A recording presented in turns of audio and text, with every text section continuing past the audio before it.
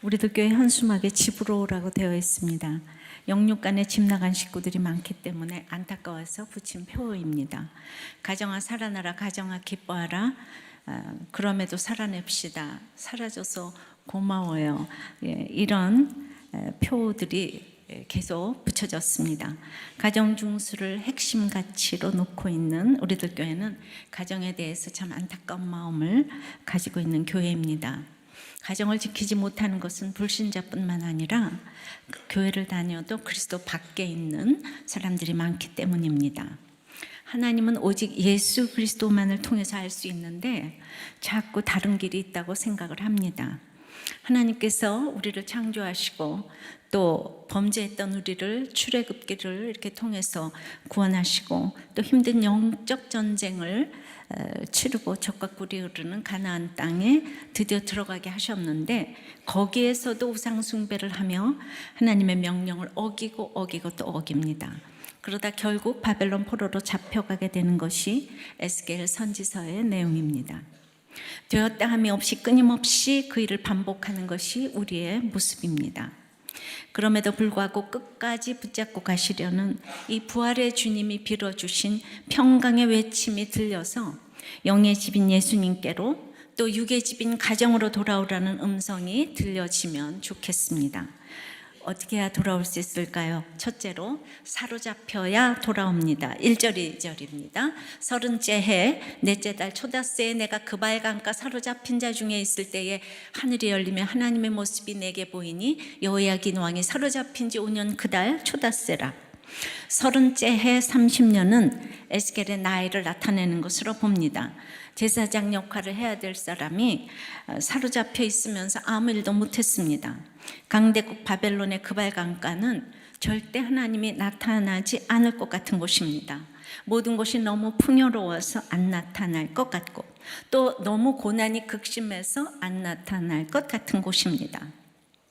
자, 잡혀갈 때도 1차, 2차, 3차로 점진적으로 잡혀갔고 풀려날 때도 1차, 2차, 3차로 점진적으로 회복시키십니다. 하나님은 우리를 망하게 할 때 단번에 망하게 하시는 법이 없어요. 그런데 그게 안 들리는 거죠. 근데 이렇게 1, 2, 3차로 포로로 잡혀갔지만 사로잡히는 것 중에서도 특별히 나의 왕 여호야긴이 사로잡혀야 땅끝까지 내려가서 하늘이 열린다고 합니다.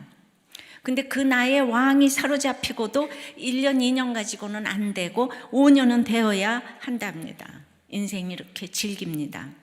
내가 목을 메고 바라보던 최고 강대국 바벨론 갈대아 땅인데 막상 그곳에 가서 사로잡힌 삶을 살다 보니 그곳은 너무나 슬픈 땅이었습니다. 저도 제 인생의 시기마다 사로잡히게 하셨습니다. 그러나 사로잡힌 만큼 하늘이 열렸습니다. 학창시절에 세계 최고의 강대국인 그발강가의 영광을 사모했습니다. 그래서 사로잡혀서 목을 메고 그곳에 가고자 했습니다. 가난한 고학생이 나를 채찍질하면서 시간에 사로잡히고 인정 중독에 사로잡혀서 드디어 서울대학을 가고 그 학벌로 바벨론의 그발강가 같은 시댁에 입성을 했습니다. 그러면 고생 끝 행복 시작인 줄 알았는데 문자 그대로 제가 그발강가에 사로잡혀서 문밖 출입을 못하며 걸레질을 하며 노예처럼 살았습니다. 아마도 대통령도 문자적으로 이 구치소에 사로잡힌 것이 기가 막힐 것입니다. 그러나 수많은 사람의 기도로 이 일이 구원의 일이 되어 하늘이 열리며 하나님의 모습을 보는 축복이 임했으면 좋겠습니다. 그러려면 나의 왕이 사로잡혀야 한다고 합니다. 내가 가장 의지하는 것이 의지할 대상이 아닌 것을 알아야 한다고 합니다. 수많은 지지자들이 있었지만 누구도 파면을 면하게 해줄 수는 없었습니다. 제가 결혼 생활에 오게 갇히니 저도 이제 5년 만에 하늘이 열렸습니다. 어떻게 갇혔냐고요? 저는 피아노만 치다가 이제 피아노도 못 치고 책도 볼 수 없고 문밖 출입을 못하고 1년에 한 번 친정아버지 생신날에만 외출이 허락되었습니다. 그리고 걸레질로 날마다 야단을 맞았습니다. 겉으로는 화려한 금알강가인데 도우미가 2분이나 있는데 그분들의 시집살이까지 해야 되는 처지가 되었습니다. 억지가 춘향이를 이긴다고 무학자이신 시어머님은 남편을 잘 만나셔서 회장님 사모님이 되셔서 저 같은 고학력자를 마음껏 시집살이를 시키셨습니다. 인격적인 모독도 당하고 의사인 남편에게 폭력도 당했습니다. 근데 교회는 주일마다 곱게 한복 차려입고 갔습니다. 요즘 신사임당 드라마를 보면 한복이 너무 아름답죠? 제가 한복이 아주 어울리는 사람입니다. 사임당도 고난이 많았지만 저 또한 보이는 모습으로는 다들 부러워했겠지만 이 재정장로 수석장로님이신 아버님과 권사님 가정에서 제가 설 땅은 없었습니다. 그분들이 나쁘신 것이 아니라 세상적으로 말하면 저희 시아버님은 난분이십니다. 정말 이남 내려와서 이 사업도 엄청나게 일으키셨고 그 100을 못 세는 어머니를 90 훨씬 넘도록 지극정성으로 모신 효자이십니다. 또 무학자이신 어머니의 모든 화를 정말 받아내신 엄청난 애처가이시고 또 그 많은 돈과 저기를 가지고도 지위를 가지고도 평생 바람도 안 피셨습니다. 또 자녀들에게는 어마어마한 또 정말 정말 좋은 아버지셨어요. 그러니까 그분들은 최선을 다하셨던 분들이에요. 그런데 들으셔서 알겠지만은 이 문화가 다르니까 저는 이제 공부하고 피아노 치고 거기에 인생을 다 보냈는데 그 모든 거를 막으니까 그 최선이 저는 이제 죽을 것 같이 숨이 막혔던 것이죠. 그러니까 나쁜 게 아니라 정말 모르십니다. 예, 그렇게 해서 다 일어났으니까. 그래서 여자와 사발은 내돌리면 깨지고 여자와 명태는 사흘에 한 번씩 밟아야 한다는 얘기를 이렇게 남편은 나에게 공공연히 했습니다. 그런데요, 지나고 보면 정말 그 맞는 말이라는 생각을 합니다.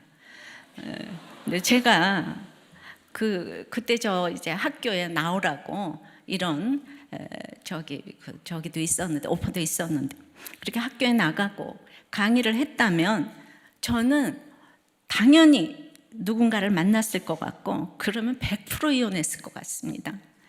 저를 안 내보내신 것은 정말 최고의 선택이었던 것 같아요. 잘하신 일이었어요. 제가 이렇게 잘난 것이 하나도 없습니다. 저는 힘들 때 비가 오면 생각나는 사람이 없기 때문에 살았습니다. 예. 그래서 겸손은 환경입니다. 누구와도 말할 사람이 없었습니다. 교회에 이렇게 사각지대가 있습니다.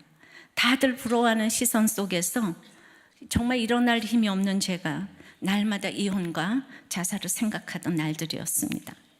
오픈할 수 있는 고통은 그래도 약한 고통입니다.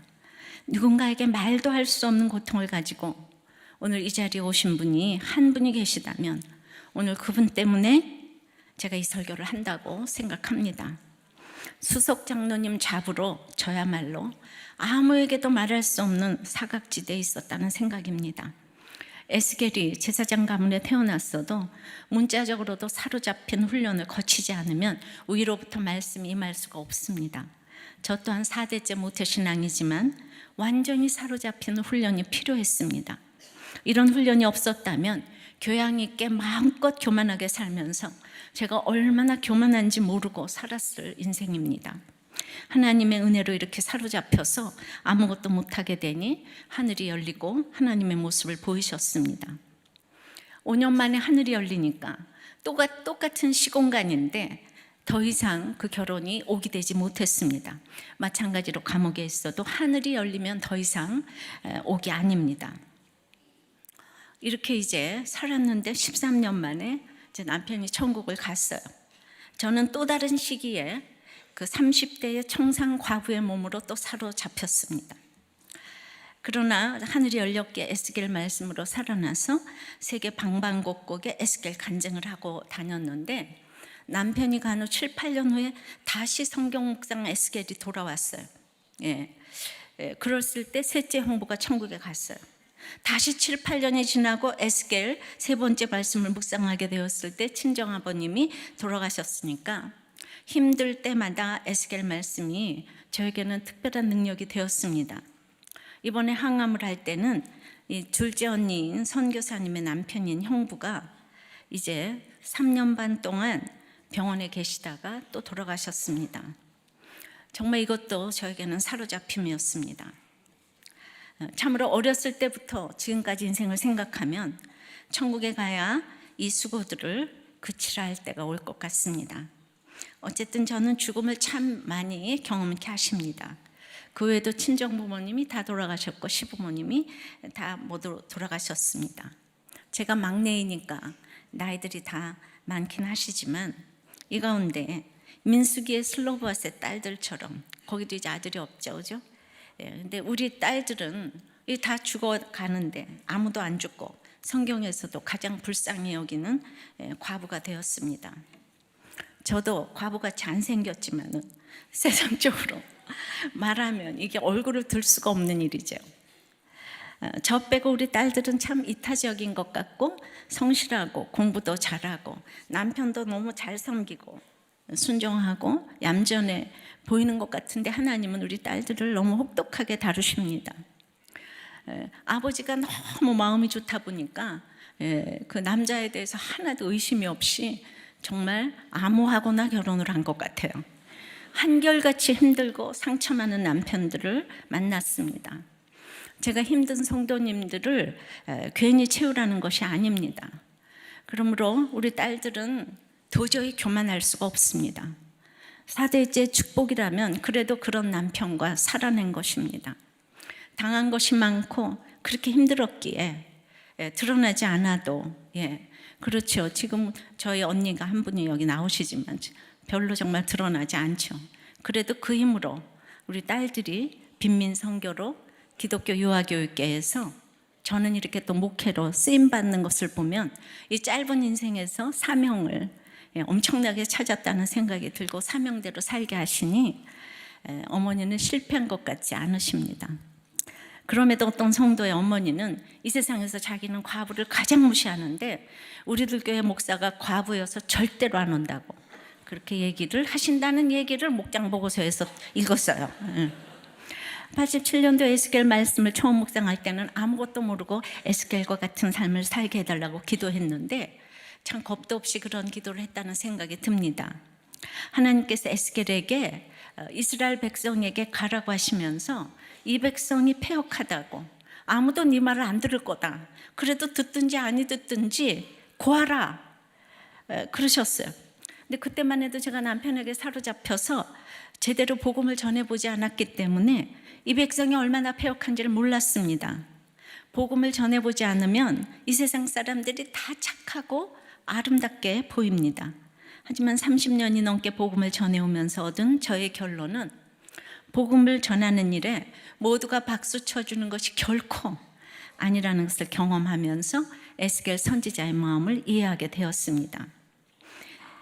내 평생 소원 이것뿐 주의 일하다가 이 세상 이별하는 날 주 앞에 가리라. 이것이 저의 마음인데 그 마음만으로는 안 되는 일이 주의 일인가 봅니다. 이제 개척하고 13년을 또 열심히 달려왔습니다. 이번에는 남들이 보면 목회의 정점에 있는 것 같은 시점에, 그죠? 13년 만에 10,000명이 넘었으면 정점이라고 할 수 있죠. 근데 제가 암으로 사로잡혀서 문자 그대로 꼼짝 못하고 이 대여섯 달을 항암의 감옥에 갇혔습니다. 여러분들, 감옥에 가는 것이 가장 큰 두려움이라면 6개월을 감옥에 가는 것과 6개월을 항암을 하는 거 어떤 걸 여러분 선택하실래요? 어떤 거 선택하실래요? 감옥, 그죠? 내 말이. 육체적으로만 생각하면 6개월 만에 나온다면 감옥이 훨씬 나을 것 같습니다. 박 전 대통령 구치소를 보니까 아주 있을만 하더라고요. 예, 아프지도 않죠. 책도 마음대로 보죠. 게다가 만나고 싶은 사람도 만나고 변호사는 그냥 하루 종일 만나도 되는 것 같더라고요. 예, 그런 거 저 할래요. 예. 그러나 제가 믿음으로 항암을 겪은 것과 아닌 것은 큰 차이가 있습니다. 또 제가 겪어보니 저는 하늘이 열려서 말씀으로 해석을 하면서 가니까 사명으로 아프고 먹고 걷고 진짜 사명 때문에 또 일어나고 그나마 또 산책도 하고 그랬지만 아픈 것만 생각하면 진짜 감당하기 어려울 것입니다. 인간은 자존적인 교만이 있어서 육체의 고통을 겪다 보니까 그 끝이 있는 육체의 고통을 보통보다는 제가 이제 이게 끝났잖아요. 항암, 일단 항암 끝났습니다. 그거보다는 정신적인 영적인 고난이 더 힘들고 지옥을 살 것이라는 생각입니다. 저 또한 이렇게 열심히 달려왔는데 상을 주셔야지 왜 남? 예, 그러지 않겠습니까? 그런데 그런 마음이 안 들었습니다. 이렇게 유황불 같은 항암에 사로잡힘에서 저에겐 또 하늘이 열렸습니다. 제 자신의 죄성을 더 많이 보고 직면하게 되었습니다. 정말 여러분들은 안 당해보면 모를 것 같아요. 택한 자는 일이 생길수록 정말 자기 죄를 보는 그런 이게 상이고 그리스도의 신비라고 생각이 되어져요. 네, 경험해 보시기 바래요. 이 모든 일이 저 김양재 일이 아니라 하나님의 일이기 때문에 하나님께서 그 일을 이루어 가십니다. 그래서 때마다 알맞게 돕는 손길들을 허락하시고 은혜를 베풀어 주셨습니다. 에스겔과 예레미야, 다니엘은 동시대의 선지자로 에스겔은 바벨론 포로로 끌려갔던 사람이고 예레미야는 남아있던 사람이고 이제 다니엘은 총리로서 포로된 이스라엘을 도운 사람입니다. 내 인생에도 내 삶의 현장에서 이제 이렇게 핍박으로 도와주는 사람이 있고 또 멀리서 돕는 사람이 있고 다니엘과 같은 위치에서 도와주는 사람이 있습니다. 불순종했어도 하나님께서는 택자라면 사랑하는 자를 고립시키지 않으시고 마지막까지 반드시 돕는 자를 허락하십니다. 자, 적용을 한번 해보세요. 내가 인생의 시기마다 사로잡혀 있는 그발강가는 무엇입니까? 마지막까지 놓지 못하는 나의 왕 여호야기는 무엇일까요? 학벌도 남편 아내 자녀 질병입니까? 도박과 마약과 여자 남자입니까? 육체와 정신과 영적인 고통 중에서 어떤 고통이 힘들고 또 지금 어떤 고통이 있습니까? 이 사로잡힌 가운데서도 여러분을 돕는 자가 없다면 여러분은 여러분에게는 아직 하늘이 열리지 않은 것입니다. 나는 왜 돕는 사람이 없어? 그건 여러분에게 아직 하늘이 열리질 않았어요. 새가족도 어려우십니까? 어려우십니까? 새가족이 뭐라고 대답을 하겠어요? 남의 집에 처음 와서. 남의 집이 아니고 여기는 주님의 기도하는 집입니다. 내 집입니다. 할렐루야. 어려우십니까? 안 어려우시죠? 안 어려우시죠? 아유, 할렐루야. 이 새가족이 안 어려우면 제가 설교 너무 잘하는 거예요. 자, 육의 집이나 영혼의 집이나 돌아오려면 두 번째는 그 사로잡힌 때를 인정해야 합니다. 1절에서 계속 보겠습니다. 30째에 넷째 달 초다새에 이 날짜가 항상 이렇게 나옵니다. 내가 그발강가 사로잡힌 자 중에 있을 다 같이 때에 하늘이 열리며 하나님의 모습이 내게 보이니 나의 사로잡힌 모든 인생의 크로노스의 시간이 하나님의 카이로스의 시간이 되어서 하늘이 열리는 것만큼 축복이 어디 있겠습니까? 전도서 3장 이 개역 한글에는 1절에 천하의 범사가 기한이 있고 모든 목적이 이룰 때가 있나니 날 때가 있고 죽을 때가 있으며 그래서 8절까지 각종 때를 이렇게 다 언급을 합니다. 여러분, 목적을 아는 것이 때를 아는 것입니다. 목적에는 기쁨과 즐거움이라는 뜻이 있어요. 그러므로 세상에서도 내 인생의 목적을 세울 때 잠시의 기쁨이 있어요. 내가 목적을 세우고 걸어가는 것은 즐거움을 누리는 것과 상통이 됩니다. 목적을 세우고 가는 사람과 아닌 사람은 하늘과 땅 차이에 이제 그 차이가 있습니다. 공부든 무엇이든 목적을 세워놓고 잘하려는 목적을 세우기만 해도 나의 현재의 상태를 인정하고 어디가 부족한가, 지금은 무엇을 해야 하는가를 생각하게 됩니다. 즐거워요. 잘할 생각을 하면. 이것이 때를 하는 것입니다. 자, 그렇게 학벌, 직장, 결혼 등 목적을 바꿔가면서 수없이 목적을 세워봤지만 인생의 목적 중에 최고의 목적은 거룩이라고 했습니다. 이 거룩이라는 목적이 무엇인지 모르기 때문에 알게 하기 위해서 힘든 식구들에게 사로잡히게 하셔서 각종 예배를 사모하게 하시는 것입니다. 여러분이 울고 있습니까? 울 때가 되어서 우는 것입니다. 웃을 때가 되어서 웃는 것이고 고난받을 때가 되어서 고난받는 것입니다. 하나님이 주시는 것은 선하지 않은 것이 하나도 없습니다. 거기에 거룩의 목적이 있기 때문입니다. 이게 무슨 말인가 하면요, 공부 잘하고 성공하는 것이 이 목적을 이룰 때가 아니라, 잘 들으세요, 오늘 나의 현재의 일들을 인정하기 위한 이런 연습입을 아는 것이 거룩의 목적을 이룰 때입니다. 다시 한번, 오늘 나의 현재 일들을 인정하기 위한 이 연습, 이것이 연습임을 아는 것이 거룩의 목적을 이룰 때입니다. 새가 태어나서 작은 병에 넣어서 아무리 보살펴도 자라면 밖으로 내보내야 되는 거죠. 새는 자라는데 내보내지도 않고 병도 안 깨진다면 그 새가 어떻게 자라겠습니까? 깨어지는 아픔이 있는 게 이게 좋은 거잖아요, 그죠? 깨지는 것만 아프다 그러지 말고 깨어져야지 자라게 돼 있어요.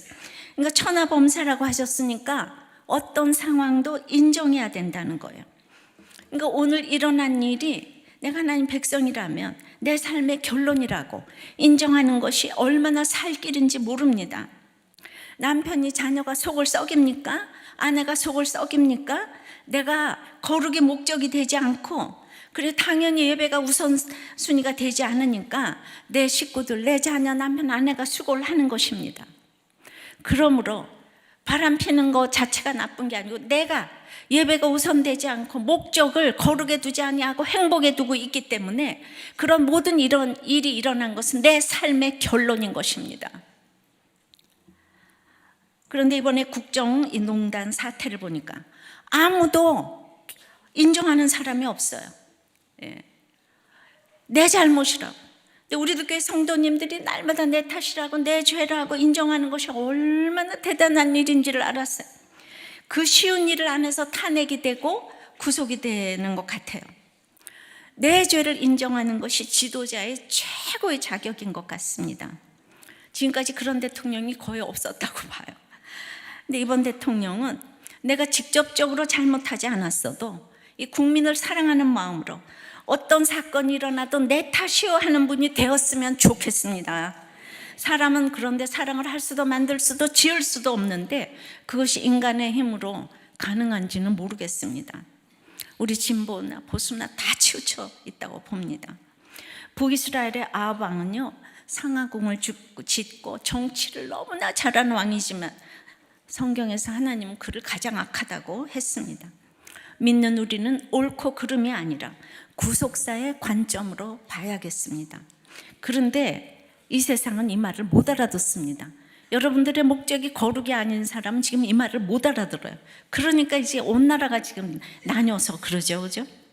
청와대에 있어도 구치소에 있어도 내 삶의 결론이란 것을 인정하면 하나님의 목적을 이룰 수가 있습니다. 거기에 기쁨과 즐거움이 있을 수가 있어요. 건강해도 암이 걸려도 하나님의 목적을 이룰 수가 있습니다. 그런데 많은 사람이 때를 거부합니다. 고난의 때를 멀리 해달라고, 물러가게 해달라고 합니다. 하나님께서는 오늘 전도서에 죽일 때가 있고 치료시키실 때가 있는데 그 모든 때를 따라 아름답게 하셨다고 했어요. 제가 항암을 겪어봤으니까 이런 말 해도 신빙성이 있죠? 내가 오늘 조금 붓긴 했지만 아름답죠? 네. 그게 뭐 얼굴이 아름다워서 아름다운 게 아니라 나와서 하는 것 자체가 아름다운 거잖아.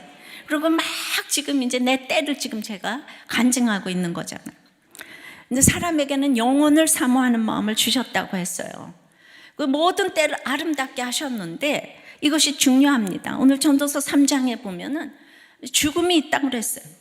그렇기 때문에 이 땅에서 어떤 것도 중요한 것이 없다는 것이 결론이에요. 죽음이 있기 때문에 중요한 것이 없어요, 이 땅에는. 근데 주님을 만나지 못하면 그러니까 제일 초한 모습이 죽을 때 모습입니다. 믿는 사람과 안 믿는 사람의 가장 큰 차이가 죽음에 대한 태도입니다. 그러니까 마지막까지 살려달라고 애원하는 사람이 죽음의 때를 인정하지 않는 것입니다. 솔로몬이 지혜자나 우매자나 똑같이 죽고 모든 것이 헛되다고 했어요. 여러분이 죽을 때는 어떤 모습일 것 같습니까? 영생을 가졌으면 죽을 때도 영생을 누린다고 생각을 합니다. 이 모든 때가, 전도서에 여기 나오는 모든 때가 하나님의 목적을 이룰 때라는 것을 아는 사람은 지혜롭고 세월을 아낍니다.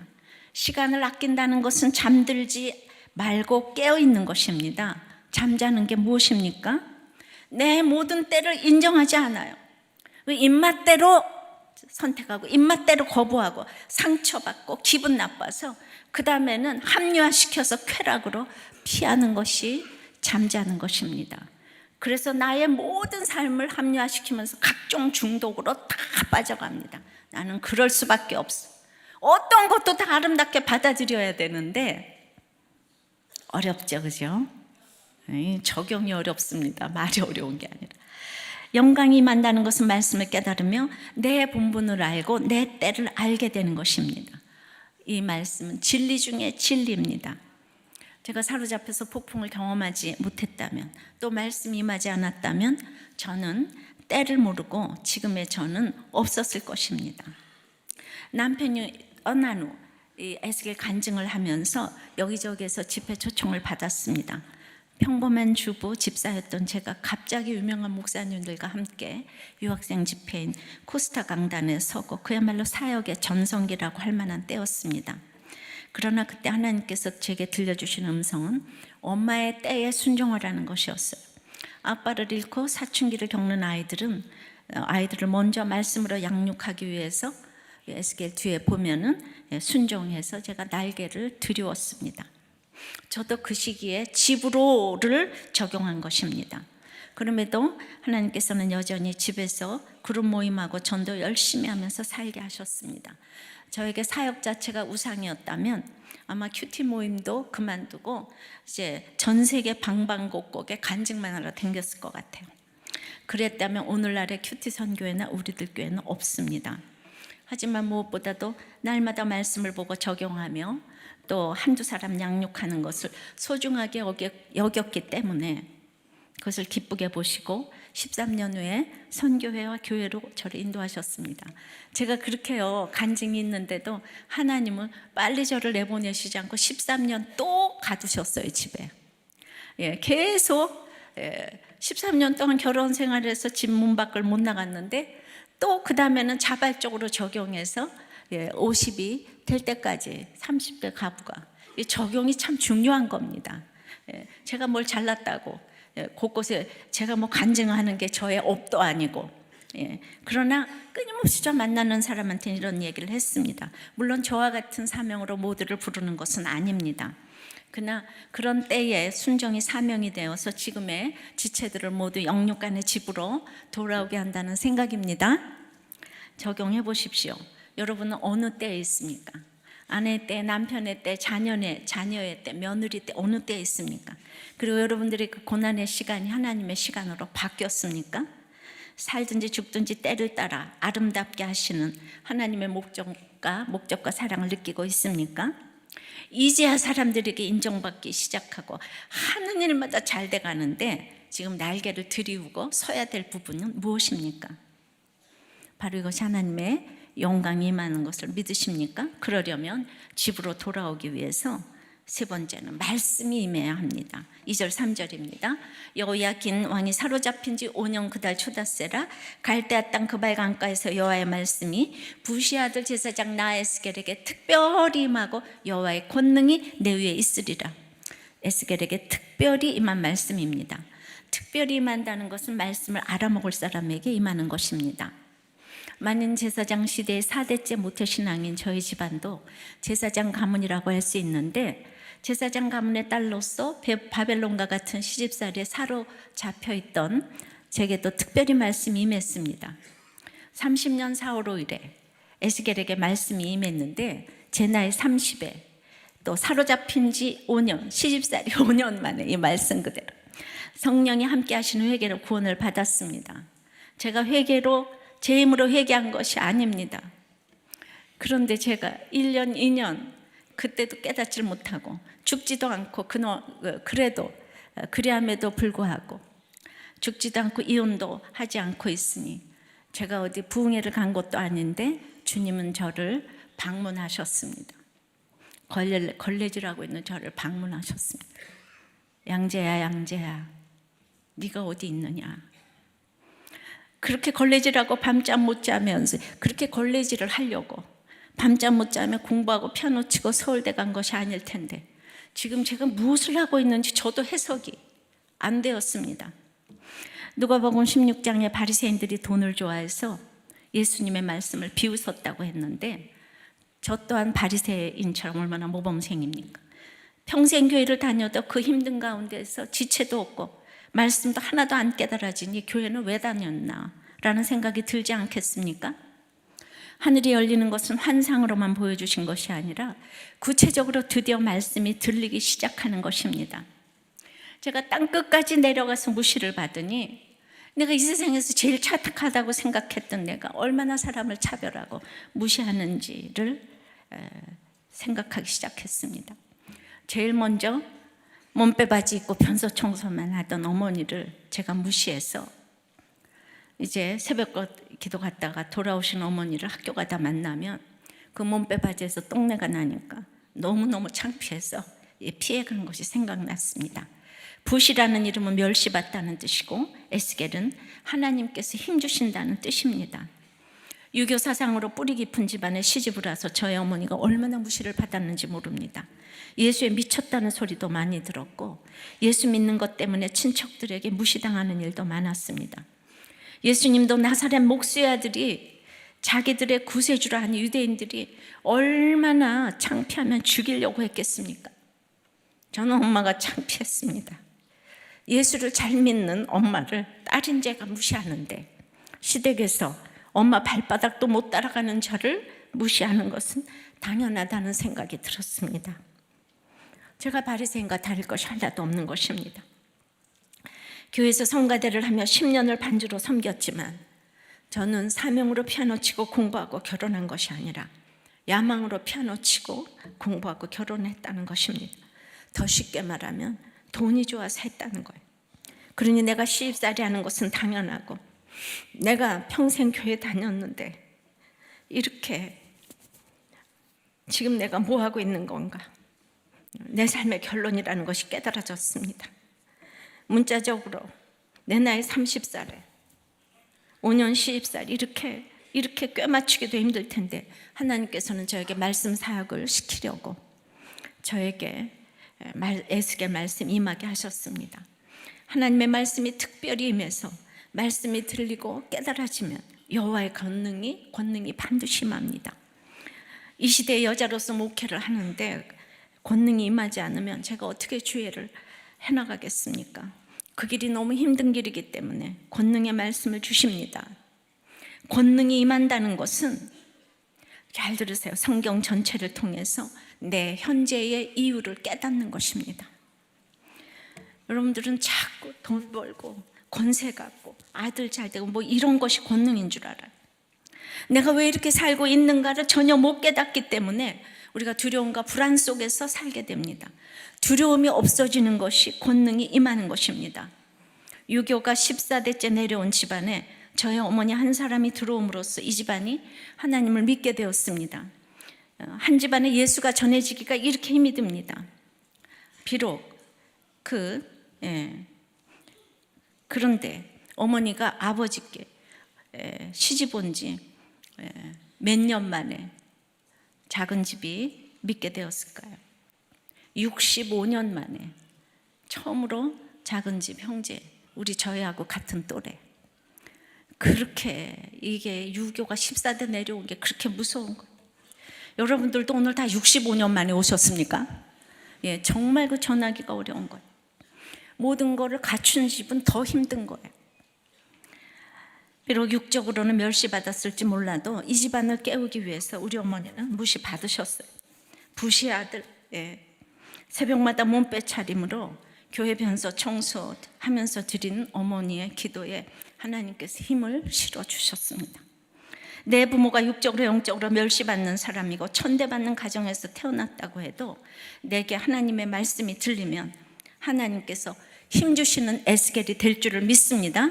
나는 하필 왜 이런 집에 태어났는가? 왜 이런 집안에 시집을 왔는가? 장가를 왔는가? 내가 왜 이 집안에 아픈 사람들, 돈 없는 사람들, 싸우는 사람들을 감당해야 되는가? 왜 나에게 이런 암이 걸리게 하시는가? 낙심하고 있습니까? 오늘 말씀이 특별히 임하기 위해서라고 합니다. 오늘 이렇게 말씀 임할 때 힘주신 에스겔이 되시기를 바랍니다. 적용을 해보세요. 1절에서 3절 말씀을 통해 지금 내가 사로잡힌 사건에서 특별히 임한 하나님의 말씀으로 회개할 것이 생각나십니까? 성령의 도움을 구하시기 바랍니다. 아직도 해석이 안 돼 원망하며 지옥을 살지는 않습니까? 오늘 공동체 고백은 KBS에 나왔던 어떤 성도의 얘기를 들려드리려고 해요. KBS 다큐 스페셜을 보는데 암이라는 사로잡힘에서 말씀으로 헤쳐나가는 이런 부부의 영상을 보았어요. 남편은 핸드폰 만드는 연구원이고 아내는 피아노를 전공한 엘리트 부부였어요. 3년 반 정도의 결혼 생활을 했는데 첫 아이를 낳고 산후조리원이었을 때 남편이 대장암 말기라는 소식을 들었습니다. 그 소식을 듣고 어머니가 너무 괴로워하시다가 스스로 생을 마감하셨어요. 그런데 더 나가서 또 아내까지 림프종 말기암이라는 이 산모가 청천벽력 같은 일이 계속 일어났습니다.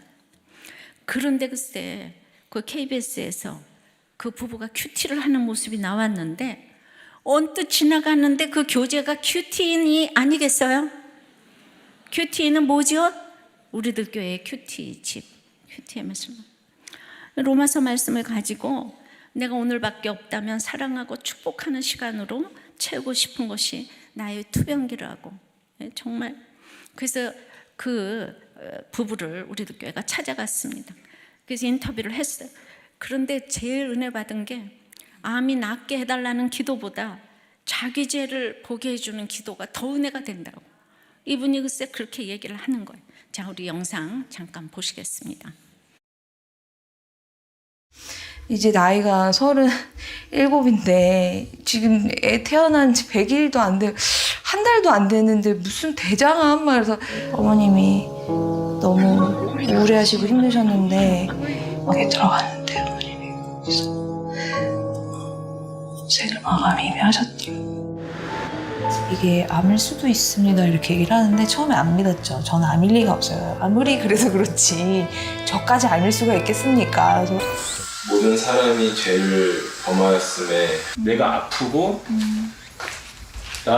나에게 주어진 나에게 허락된 삶의 기한이 언제인지 확실히 알 수가 없는 경험을 했기 때문에 그 시간을 이 사람을 사랑하고 이 사람을 축복하는 시간으로 채우고 싶은 게 오빠의 투병생활 가운데 어떤 하나님이 은혜를 주셨고 또 큐티 하시면서 또 어떤 이제 은혜를 받으셨는지 좀 나눠주시면 좋을 것 같아요. 세상 사람들이 봤을 때는 참 저 가정은 이제 희망이 없고 어떻게 보면은 속된 말로 저주받은 가정이라고 그렇게 비아냥 거릴 수밖에 없는 상황이었는데 그때 제가 느낀 거는 그 벼랑 끝에서 위태롭게 서 있는 그 사랑하는 자녀를 이렇게 두 팔 벌려서 안고 계시는 하나님의 그 손길, 지금 이 순간에도 나를 붙드시고 나를 안고 계시는 그 하나님이 두려움을 이겨내고 하나님이 주시는 그런 평안함 가운데 그 시간들을 흘려 보낼 수 있었던 것 같고요. 이제 목회자 세미나 오시는 목사님들께 그런 목사님들께 감히 한 말씀 드릴 수 있으시다면 예. 사실 저도 아프고 나서 많은 목사님들이 와주셔서 기도도 해주시고 권면도 해주시고 하셨는데 방금 목사님 말씀하신 대로 형제님 이 질병은 하나님의 계획 가운데 있는 고난이니까 이 고난 이겨내시고 승리하실 겁니다. 치료되실 겁니다. 그런 말씀을 해주실 때는 머리로는 아멘 아멘 돼요. 그리고 꼭 그러길 바라고. 근데 정말 뜨거운 눈물을 흘리게 하는 기도는 십자가 앞에 내가 얼마나 죄인된 사람인지를 깨닫게 해주시고 또 그 십자가의 능력으로 내가 죄사함을 받고 하나님의 자녀가 되었다는 그 감격을 일깨워 주시는 그런 기도. 당신이 나한테 상처 줬던 거, 그동안 결혼 생활하면서 힘들었던 거, 그리고 투병하면서 내가 겪었던 그 수많은 마음 아픈 일들,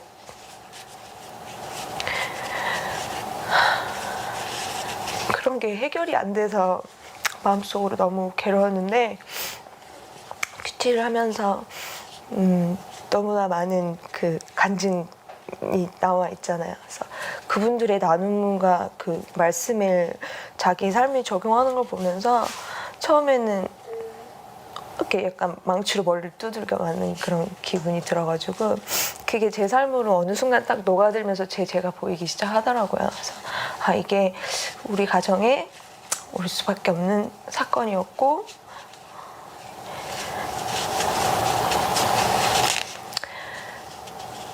나의 죄를 보게 하시고 이게 정말 나를 구원하시기 위한 일이었구나 라는 게 믿어졌어요. 그러니까 제가 병원에서 암이라는 진단을 의사한테 들었을 때 통증이 되게 심했었거든요. 제가 처음에 진단 받았을 때 그러니까 암이라고 생각했으면 아마 더 아팠을 것 같아요. 그래서 통증이 너무 심했을 때 암입니다라는 얘기를 딱 들었을 때 내가 곧 죽을 수도 있겠구나라는 생각이 딱 들면서 왜냐면 통증이 너무 어마어마하니까 이러다 사람이 죽을 수도 있겠다라는 생각이 들어서 그 생각이 딱 들으니까 그동안 살아오면서 내가 뭘 못했고 뭐 이런 게 아쉽고 하나님 저 아직 이런 거 안 했는데요 이것도 하고 싶은데요 라는 생각은 정말 1도 안 들고 엄마 나 예수님 믿게 해주셔서 감사해요. 내가 죽더라도 엄마 나 천국 갈 수 있을 것 같아요 엄마. 죽음을 앞에 두고 이런 고백을 할 수 있는 것이 정말 말씀이 특별히 임한 것이라고 생각을 합니다. 근데 정말 그 암 동아리 환우들이 모두 큐티인을 가지고 큐티를 한다고 그러더라고요. 그리고 여러분들의 평범한 날마다의 그 간증들이 이 암도 살리는 거예요. 그러니까 암 환자들의 이렇게 마음에 자기 죄를 보게 하고 그리고 정말 전혀 생각지도 못한 곳에서 큐티인을 가지고 다 살아났다는 얘기, 그 다음에 가치관이 이렇게 바뀌는 얘기를 들으니까 정말 이게 사명이 대단하구나라고 생각이 됐고 특별히 새벽기도 때 담임 목사님의 항암으로 해서 늘 목사님들이 기도해 주셨는데 자신들에게 하는 것 같아서 너무 은혜가 되었다고 그렇게 이제 고백을 해 주셨어요. 암 속에서 각자 죄를 보면서 내 삶의 결론이라고 고백하는 이 부분은 사나 죽으나 영광이 임했다고 생각을 합니다. 내 죄 때문에 아파하면 그 어떤 고난도 문제가 되지 않습니다. 우리가 그 인터뷰하러 갔을 때만 해도 이제 우리 아내분은 이제 이렇게 좋아졌고 남편분은 굉장히 많이 힘들다고 그러셨어요. 근데 오늘 생각지도 않게 아내분이 희문의 일부에 이렇게 방문을 해주셨는데 저는 정말 남편이 너무 멋있는 거예요. 이 가운데서 다 이렇게 생각을 하고 그 가운데 같이 이렇게 큐티를 하고 그거를 벌써 이렇게 KBS에서 한다는 것 자체로 벌써 사명을 감당하고, 제가 얘기한다는 게 벌써 이 사명을 감당하는 거고, 하나님께서 벌써 쓰시고 계시는 거예요, 이 부부를. 그랬더니 오늘 오셨는데 뭐라 그러냐면 이 아내 집사가 완전히 완쾌됐다는 거예요. 예. 그 다음에 남편분도 지금 무슨 수술 이후에 지금 경과와 예후가 너무나 좋으시다는 거예요. 바로 이게 때를 따라 아름답게 하는 은혜 아니겠습니까? 제가 생각하기에 하나님 마음이잖아요, 그죠? 저는 그리 아니하실지라도 감사하는 이 부부를 보고 너무 감사했는데, 그러다 보면 하나님은 이렇게 또 고쳐주실 수도 있는 것 같고 아닐 수도 있는데, 모든 때를 따라 아름답게 해주시는 은혜를 주시는 줄을 믿습니다. 이 땅에서 이미 값진 천국을 누리는 삶이 아니겠습니까? 예, 말씀을 맺어요. 이렇게 집으로 오려면 이렇게 사로잡히는 일이 있어야 된다고요. 한 번만 사로잡혀서도 안 되고, 저도 이제 천국 가는 그날까지 사로잡힐 일이 계속 저에게 있어서 여기까지 왔습니다. 그런데 나의 사로잡히는 그 때를 인정해야 되는 거예요. 나에게 왜 이런 일이 왔나가 아니라 그냥 내 삶의 결론이다. 예, 그렇게 인정하셔야 돼. 그 회개의 역사로 말씀이 임해야 합니다. 말씀은 회개를 하지 아니하고는 말씀을 아무리 봐도 정말 그렇게 보면은 교만밖에 할 것이 없는 것 같아요. 그래서 성령님의 도움을 구하시고, 오늘 예수님이 여러분들을 초청하십니다. 예수님이 나를 오라고 하십니다. 찬양하고 기도하겠습니다. 말씀을 마음에 새기며 주님의 초대에 응하겠습니다. 예수 나를 오라 하네. 예수 나를 오라 하네. 예수 나를 오라 하네.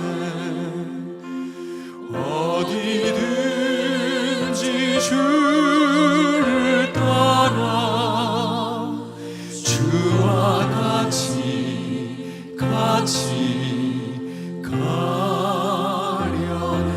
한번 예수 나를 오라 하네. 예수 나를 오라 하네. 예수 나를 오라 하네. 어디든지 주를 따라 주와 같이 가려는 주의 인도하심 따라 주의 인도하심 따라 주의 인도하심 따라 어디든지 주를 따라 주와 같이 가려 심판하실 자리까지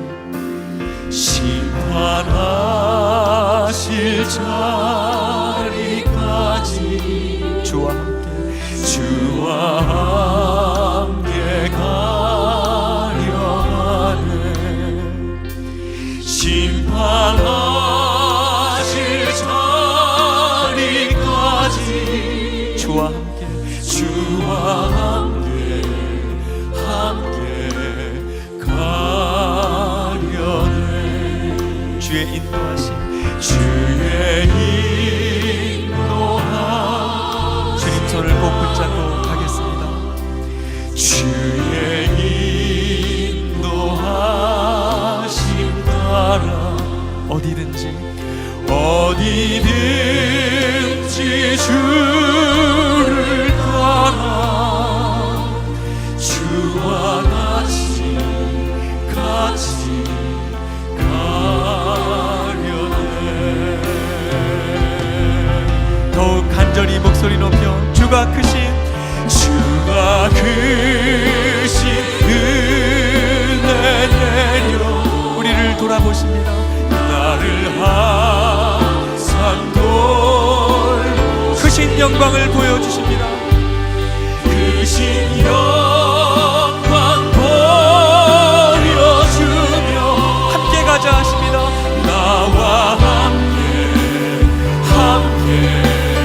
가시네 주의 인도하심 따라 주의 인도하 이 광야를 지나 천국까지 가겠습니다. 주의 인도하심 따라 어디든지 주를 따라 주와 같이 가려네 주의 인도하심 따라 주의 인도하 주님이 우리를 꼭 붙잡고 인도하십니다. 주의 인도하심 따라 아멘 어디든지 주를 따라 주와 같이 가려네 이 부부가 이렇게 암에 사로잡혔지만 하늘이 열리고 하나님의 모습을 보니 암에서도 고난의 시간 속에서도 하나님의 시간을 살고 있었습니다. 말씀이 들리고 너무나 큰 영광이 임하는 것을 보았어요. 우리 각자 시기마다 사로잡힌 사건에서 하늘이 열리게 해달라고 기도합시다. 내 그 사로잡힌 때를 인정하면서 이것이 내 삶의 결론이라는 것을 인정하게 해달라고, 참으로 우리가 다 집으로 돌아오게 해달라고, 영혼의 육의 집으로 돌아오게 해달라고 다 같이 우리 주님 부르고 기도하겠습니다. 아버지 하나님, 갈대아 땅 그 발강가 하나님이 전혀 나타나지 않으실 것 같은 그곳에 사로잡힌 지 지금 몇 년입니까? 내 인생에 그런 사로잡힘에서 하늘이 열렸지만 시기마다 오는 사로잡힘에서 아직도 천이 여기는 부시 아버지를 붙잡고 환경탄만 할 때가 또 얼마나 많았는지 모르겠습니다. 하나님은 나를 에스겔로 부르셔서 이미 힘을 주시고 계시는데도 날마다 아버지 하나님, 천한 나의 이런 과거의 생각을 붙잡고 있을 때가 얼마나 많은지 모르겠습니다. 이제 아버지 하나님께 말기암에 사로잡힌 이 부부에게 말씀이 임하니 권능이 임했습니다. 천국의 확신이 서고 죄를 보게 되었다고 합니다. 여러분은 어떤 사로잡힘이 있습니까? 이제는 집으로 돌아와야지 않겠습니까? 영혼의 집으로 돌아오시지 않으면 여러분의 사로잡힘에서 헤어나올 수가 없습니다. 천하의 구원을 얻을 다른 이름을 주신 일이 없다고 하셨습니다. 때를 따라 아름답게 하시는 하나님의 은혜를 맛보기를 소원합니다. 오늘 이 예수님을 만나시기를 초청합니다. 말기암이라도 주님을 만나지만 우리가 말기암까지 가지 말고 지금이 은혜 받을 만한 때라고 하시오니 오늘 이 은혜를 힘입어 주님께 나오셔서 집으로 돌아오시기를 청합니다. 다 내가 이제 그 예수님을 믿고 집으로 돌아오기를 원합니다 하시는 분들 그 자리에 일어나 주시면 여러분들을 위해서 기도해 드리겠습니다. 내가 이제는 안식하고 날개를 들이우고 또 집으로 돌아오고 싶습니다. 나를 받아 주시옵소서 하시는 분들 다 그 자리에 일어나 주십시오. 특별히 오늘 정말 일어날 힘이 없는 그 한 분이, 제가 그분을 위해서 오늘 왔으니 오늘 그 힘든 분이 일어나시기를 소원합니다. 이제 나를 위해 죽어주신 그 예수님을 내가 영혼의 집으로, 그 예수님으로 인하 영혼의 집으로 돌아오기를 원합니다. 주님, 나를 받아 주시옵소서. 마음으로 믿어 의에 이르고 입으로 시인해서 구원에 이른다고 했사오니 오늘 내 의지로 일어나는 여러분들이 되었으면 좋겠습니다. 성령님 도와주시옵소서. 일어날 수 있도록 성령님 도와주시옵소서.